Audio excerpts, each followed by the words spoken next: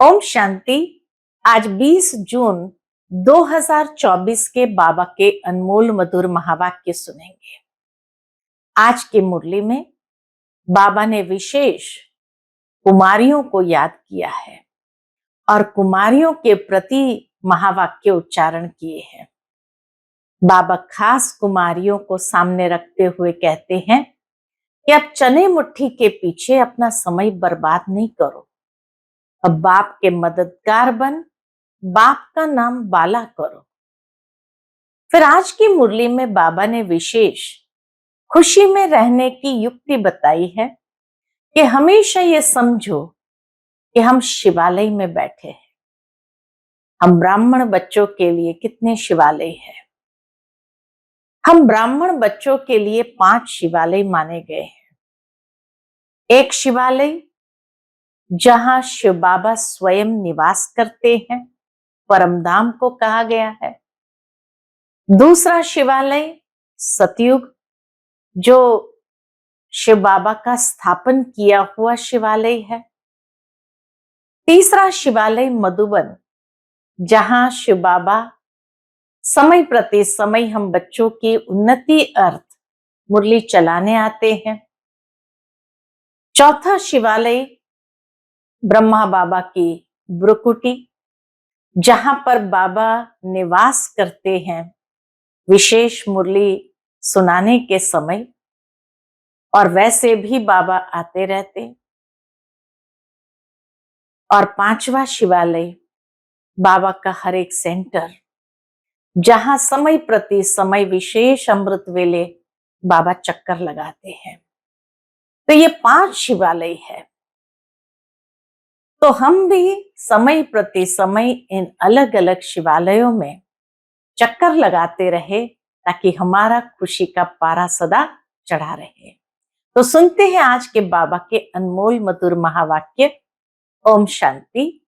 मीठे बच्चे, अब चने मुट्ठी के पीछे अपना समय बर्बाद नहीं करो। अब बाप के मददगार बन बाप का नाम बाला करो। विशेष कुमारियों के प्रति आज की मुरली है। आज की मुरली से प्रश्न है, इस ज्ञान मार्ग में तुम्हारे कदम आगे बढ़ रहे हैं, उसकी निशानी क्या है? उत्तर, जिन बच्चों को शांति धाम और सुख धाम सदा याद रहता है, याद के समय बुद्धि कहां पर भी भटकती नहीं है। बुद्धि में व्यर्थ के ख्यालात नहीं आते। बुद्धि एकाग्र है, झुटका नहीं खाते हैं, खुशी का पारा चढ़ा हुआ है। तो इससे सिद्ध है कि कदम आगे बढ़ रहे हैं। ओम शांति। बच्चे इतने समय यहां बैठे हैं, दिल में भी आता है कि हम जैसे शिवालय में बैठे हैं, मधुबन में बैठते हैं, अर्थात जैसे शिवालय में बैठे हैं। शिव बाबा भी याद आ जाता है, स्वर्ग भी याद आ जाता है। स्वर्ग भी तो शिव बाबा का स्थापन किया हुआ शिवालय है। याद से ही सुख मिलता है। यह भी बुद्धि में याद रहे, हम शिवालय में बैठे हैं तो भी खुशी होगी। जब याद में परमधाम जाते हैं तो भी खुशी होती है कि शिवालय में बैठे हैं। स्वर्ग याद आता है तो भी खुशी होती है कि शिवालय को हम याद कर रहे हैं या शिवालय में जाने वाले हैं। तो इसीलिए बाबा कहे, जाना तो आखिरन सभी को शिवालय में है, परमधाम में ही जाना है। शांति धाम में कोई को बैठ नहीं जाना है। वास्तव में शांति धाम को भी शिवालय कहेंगे, सुख धाम को भी शिवालय कहेंगे। दोनों स्थापन करते हैं।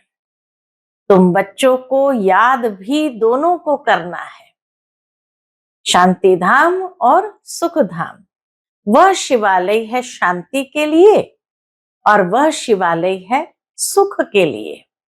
यह है दुख धाम। अभी तुम संगम पर बैठे हो। शांति धाम और सुख धाम के सिवाय और किसकी भी याद नहीं होनी चाहिए। भल कहाँ भी बैठे हो, धंधे आदि में बैठे हो, तो भी बुद्धि में दोनों शिवालय याद आने चाहिए। दुख धाम भूल जाना है। बच्चे जानते हैं यह है वैशाली, पुरानी दुनिया है वैशाली, दुख धाम अब खत्म हो जाना है। यहाँ बैठे तुम बच्चों को झुटका आदि भी नहीं आना चाहिए। बहुतों की बुद्धि कहां कहां और तरफ चली जाती है, माया के विघ्न पड़ते हैं। तुम बच्चों को बाप घड़ी घड़ी कहते हैं, क्या कहते हैं? बच्चे मन मना भव, भिन्न भिन्न प्रकार की युक्तियां भी बतलाते हैं। यहां बैठे हो, बुद्धि में ये याद करो कि हम पहले शांति धाम शिवालय में जाएंगे, फिर सुख धाम में आएंगे। ऐसा याद करने से पाप कटते जाएंगे। जितना तुम याद करते हो उतना कदम बढ़ाते हो। जितना बाबा को याद करते हो इतना कदम आगे बढ़ाते हो। यहाँ और कोई ख्यालात में नहीं बैठना चाहिए। मधुबन में बैठो तो कभी और कोई ख्यालात में नहीं बैठना चाहिए, नहीं तो तुम औरों को नुकसान पहुंचाते हो। कैसे नुकसान पहुंचाते हैं? कि वाइब्रेशंस को खराब करते, दूषित करते हैं, तो दूसरों का भी बुद्धि योग टूटता है। तो इस तरह औरों को भी नुकसान पहुंचाते हो, फायदे के बदले और ही नुकसान करते हो। आगे जब बैठते थे तो सामने कोई को जांच करने के लिए बिठाया जाता था। कौन झुटका खाते हैं, कौन आंखें बंद करके बैठते हैं, तो बड़ा खबरदार रहते थे। बाप भी देखते थे इनका बुद्धियोग कहाँ भटकता है क्या, या झुटका खाता है क्या। ऐसे भी बहुत आते हैं जो कुछ भी समझते नहीं है। ब्राह्मणियां ले आती है। शिव बाबा के आगे बच्चे बड़े अच्छे होने चाहिए। हाँ, बाबा कहे जब अच्छे बच्चे बैठे होते सामने तो बाबा की लहर भी बहुत अच्छी चलती है। मुरली के लहर भी बहुत सुंदर होती है। शिव बाबा के आगे बच्चे बड़े अच्छे होने चाहिए, जो गफलत में नहीं रहे, क्योंकि यह कोई ऑर्डिनरी टीचर नहीं है। बाप बैठ सिखलाते हैं। यहाँ बहुत सावधान होकर बैठना चाहिए। बाबा 15 मिनट शांति में बिठाते हैं। तुम तो घंटा 2 घंटा बैठते हो।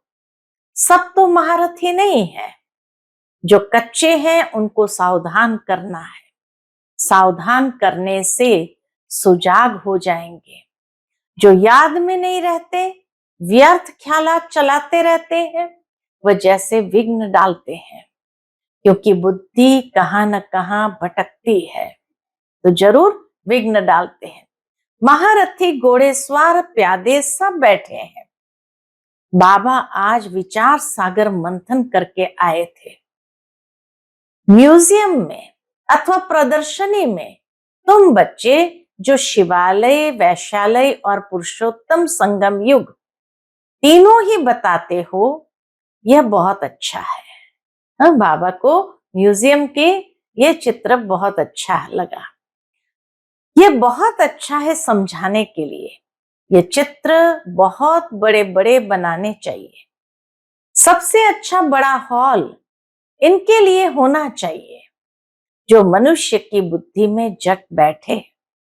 बच्चों का विचार चलना चाहिए कि इसमें हम इम्प्रूवमेंट कैसे लाए, म्यूजियम में इम्प्रूवमेंट कैसे लाए, ताकि सहजता से कोई भी समझ जाए। पुरुषोत्तम संगम युग बहुत अच्छा बनाना चाहिए। उससे मनुष्य को बहुत अच्छी समझाने मिल सकती है। तपस्या में भी तुम 5-6 को बिठाते हो। संगम युग में तपस्या करते हुए 5-6 को बिठाते हो, परंतु नहीं, 10-15 को तपस्या में बिठाना चाहिए। बड़े बड़े चित्र बनाकर क्लियर अक्षर में लिखना चाहिए। तुम इतना समझाते हो फिर भी समझते थोड़ी है। बाबा कहे इतना मेहनत करते हो समझाने की, फिर भी समझते थोड़ी है। तुम मेहनत करते हो समझाने के लिए, क्यों? पत्थर बुद्धि है ना। तो जितना हो सके अच्छी रीति समझाना चाहिए। जो सर्विस में रहते हैं उन्हों को सर्विस बढ़ाने का ख्याल करना है। प्रोजेक्टर प्रदर्शनी में इतना मजा नहीं है जितना म्यूजियम में है। आज बाबा को म्यूजियम बहुत याद आ रहा है। प्रोजेक्टर से तो कुछ भी समझते नहीं। सबसे अच्छा है म्यूजियम, भले छोटा हो। एक कमरे में तो ये शिवालय, वैशालय और पुरुषोत्तम संगम युग का सीन हो। समझाने में बड़ी विशाल बुद्धि चाहिए। बेहद का बाप, बेहद का टीचर आए हैं तो बैठ थोड़ी जाएंगे कि बच्चे एमए बीए पास कर ले। बाबा कहे बेहद का बाप, बेहद का टीचर आए हैं तो बैठ थोड़ी जाएंगे कि बच्चे एमए बीए पास कर ले। बाप बैठा थोड़ी रहेगा। अब कन्याओं को विशेष बाबा लक्ष्य में लेते हैं। बाबा बैठा थोड़ी रहेगा, थोड़े टाइम में चला जाएगा। बाकी थोड़ा समय है तो भी जागते नहीं। अच्छी अच्छी जो बच्चियां होगी वह कहेगी कि इन 400-500 रुपयों के पीछे हम समय क्यों बर्बाद करें। तो बाबा देखते हैं अच्छी अच्छी जो बच्चियां होगी वो कहेगी कि इन 400-500 रुपए के लिए क्यों हम मुफ्त अपना टाइम बर्बाद करें। फिर शिवालय में हम क्या पद पाएंगे। बाबा देखते हैं कुमारियां तो फ्री है, बल कितना भी बड़ा पगार हो तो भी यह तो जैसे मुट्ठी में चने हैं। ये सब खलास हो जाएंगे, कुछ भी रहेगा नहीं। बाप चने मुट्ठी अब छुड़ाने आए हैं, परंतु छोड़ते ही नहीं है। उसमें है चने मुट्ठी और इसमें है विश्व की बादशाही। क्या लेना चाहिए। कुमारियां बाबा पूछते हैं कि इसमें एक हाथ में है चने मुट्ठी और दूसरे हाथ में है विश्व की बादशाही। वह तो पाए पैसे के चने हैं, उनके पिछाड़ी कितना हैरान होते हैं। कुमारियां तो फ्री है, वह पढ़ाई तो पाए पैसे की है। उनको छोड़ ये नॉलेज पढ़ते रहे तो दिमाग भी खुले। ऐसी छोटी छोटी बच्चियां बड़ों बड़ों को बैठ नॉलेज दे। बाप आए हैं शिवालय स्थापन करने। यह तो जानते हैं कि यहाँ का सब कुछ मिट्टी में मिल जाना है। ये चने भी नसीब में नहीं आएंगे। किसकी मुट्ठी में 5 चने अर्थात 5 लाख होंगे। बहुत बहुत करके तो 5 लाख होंगे, वह भी खत्म हो जाएंगे। अभी टाइम बहुत थोड़ा है। दिन प्रतिदिन हालात खराब होती जाती है। अचानक आफतें आ जाती है। मौत भी अचानक होते रहते हैं। मुट्ठी में चने होते ही प्राण निकल जाते हैं। तो मनुष्य को इस बंदरपने से छुड़ाना है। सिर्फ म्यूजियम देख खुश नहीं होना है, कमाल कर दिखाना है। मनुष्य को सुधारना है। बाप तुम बच्चों को विश्व की बादशाही दे रहे हैं। बाकी तो भुगरा यानी चना भी इसको नसीब में नहीं आएगा। समय इस तरह से करवट बदलता है। जो बाबा कहे जो कमाया हुआ है वह भी नसीब में नहीं आएगा, सब खत्म हो जाएंगे। इससे तो क्यों ना बाप से बादशाही ले लो। कोई तकलीफ की बात नहीं है। बाबा कोई तकलीफ तो देते नहीं है। सिर्फ बाप को याद करना है और स्वदर्शन चक्र फिराना है। भोगरों से यानी चनों से मुट्ठी खाली कर, हीरे जवाहरतों से मुट्ठी भर कर जाना है। हीरे जवाहरतों से मुट्ठी भर कर जाना है। बाप समझाते हैं मीठे बच्चे, इन चने मुट्ठी के पिछाड़ी तुम अपना समय क्यों बर्बाद करते हो। हाँ कोई बुजुर्ग है, बाल बच्चे बहुत है तो उनको संभालना होता है। कुमारियों के लिए तो बहुत सहज है। कोई भी आए तो उनको समझाओ कि बाप हमको ये बादशाही देते हैं तो बादशाही लेनी चाहिए ना। अभी तुम्हारी मुट्ठी हीरो से भर रही है, बाकी और तो सब विनाश हो जाएंगे। बाप समझाते हैं तुमने 63 जन्म पाप किए हैं। दूसरा पाप है बाप और देवताओं की ग्लानि करना। विकारी भी बने हैं और गाली भी दिया है। बाप की कितनी ग्लानि की है। बाप बच्चों को बैठ समझाते हैं, बच्चे टाइम नहीं गंवाना चाहिए। ऐसे नहीं बाबा, हम याद नहीं कर सकते हैं। बोलो बाबा, हम अपने को आत्म याद नहीं कर सकते। आत्मा समझना मुश्किल है, अपने को भूल जाते हैं। देह अभिमान में आना गोया अपने को भूलना। अपने को आत्म याद नहीं कर सकते तो बाप को फिर कैसे याद करेंगे। बहुत बड़ी मंजिल है, सहज भी बहुत है, बाकी हाँ, माया का ऑपोजिशन होता है। मनुष्य गीता आदि भल पढ़ते हैं परंतु अर्थ कुछ भी नहीं समझते। भारत की है ही मुख्य गीता। हर एक धर्म का अपना अपना एक शास्त्र है। जो धर्म स्थापन करने वाले हैं उनको सतगुरु नहीं कह सकते, कि बड़ी भूल है। सतगुरु तो एक ही है, बाकी गुरु कहलाने वाले तो ढेर है। कोई ने कारपेंटर का काम सिखाया, इंजीनियर का काम सिखाया तो वह भी गुरु हो गया। सिखाने वाले को गुरु कहते हैं। हर एक सिखलाने वाला गुरु होता है। सतगुरु एक है, गुरु अनेक है, सतगुरु एक है। अब तुमको सतगुरु मिला है, वह सत्य बाप भी, वह सत्य बाप भी है तो सत्य टीचर भी है। इसलिए बच्चों को जास्ती गफलत नहीं करनी चाहिए। यहां से अच्छी रीति रिफ्रेश होकर जाते हैं, फिर घर जाने से यहाँ का सब भूल जाते हैं। गर्भ जेल में बहुत सजाएं मिलती है, वहां तो गर्भ महल होता है। विकर्म कोई होता नहीं जो सजा खानी पड़े। यहां तुम बच्चे समझते हो हम बाप से सन्मुख पढ़ रहे हैं। बाहर अपने घर में तो ऐसे नहीं कहेंगे, वहां समझेंगे भाई पढ़ाते हैं। आत्मा आत्मा, भाई भाई, तो कोई भाई पढ़ाते हैं।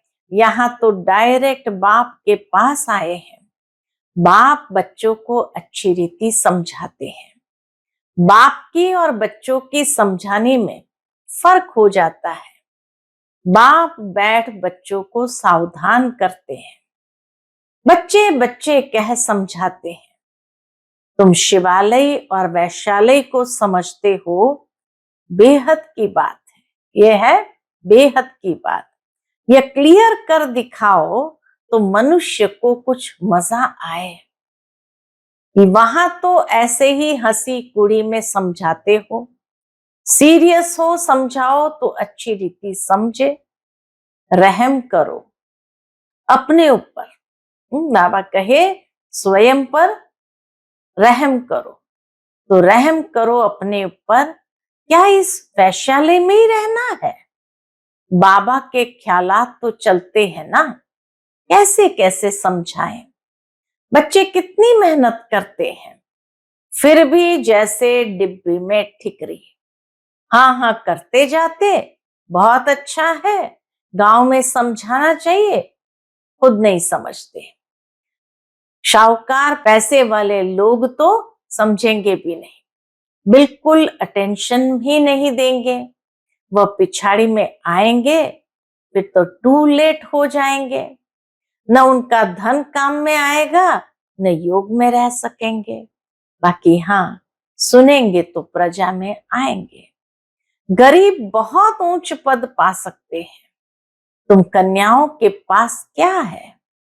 कन्या को गरीब कहा जाता है क्योंकि बाप का वर्षा तो बच्चे को मिलता है। बाकी कन्या दान किया जाता है तब विकार में जाते हैं।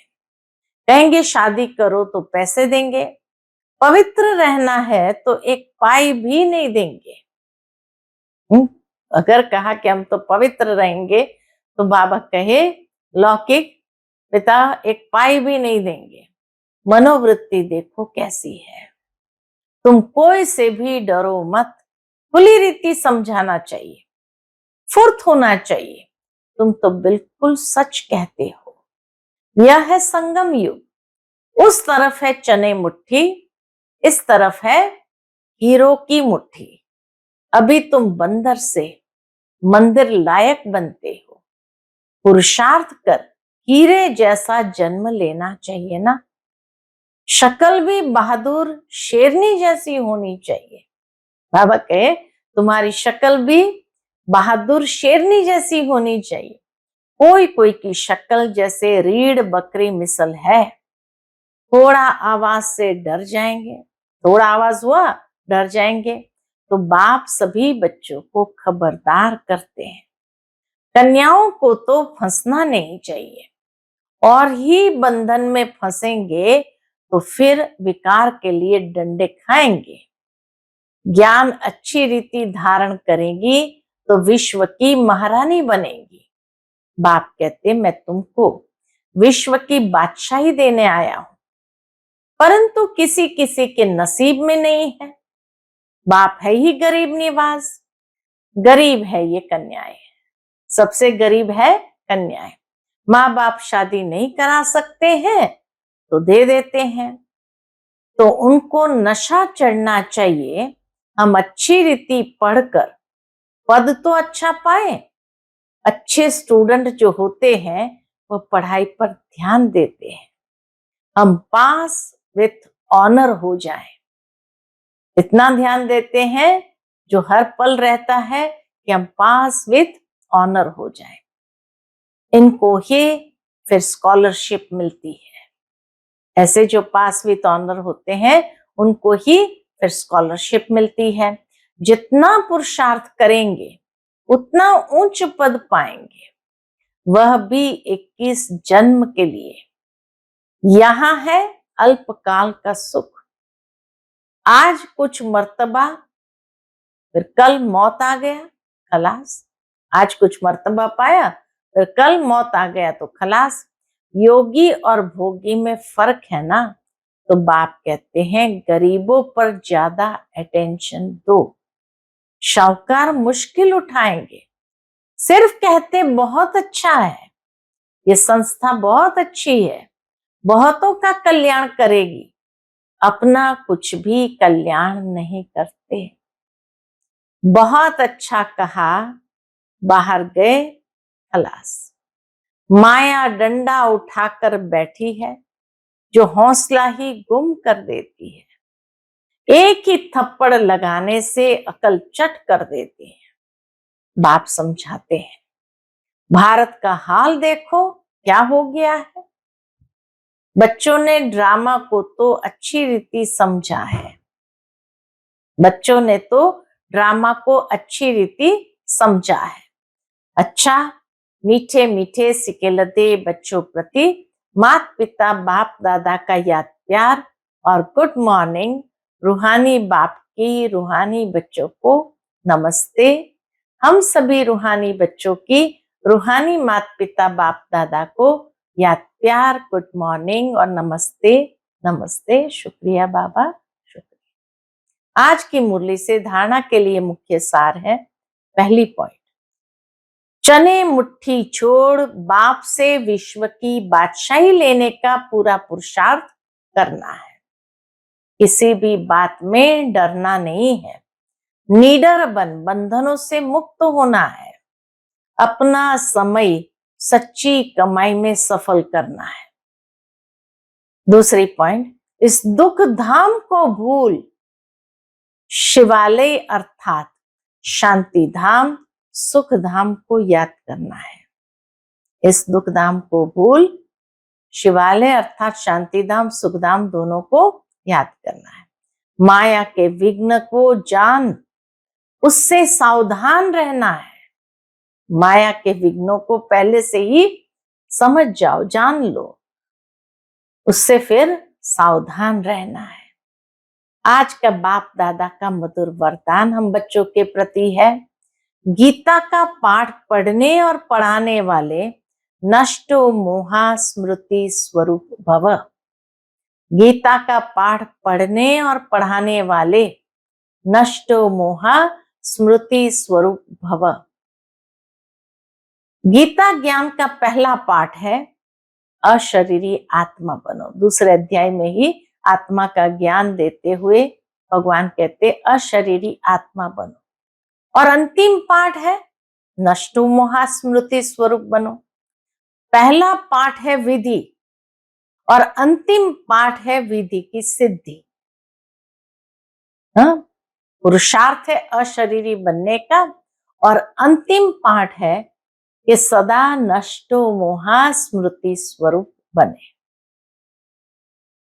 जो हर समय पहले स्वयं ये पाठ पढ़ो फिर औरों को पढ़ाओ, ऐसा श्रेष्ठ कर्म करके दिखाओ जो आपके श्रेष्ठ कर्म को देख अनेक आत्माएं श्रेष्ठ कर्म करके अपने भाग्य की रेखा श्रेष्ठ बना सके।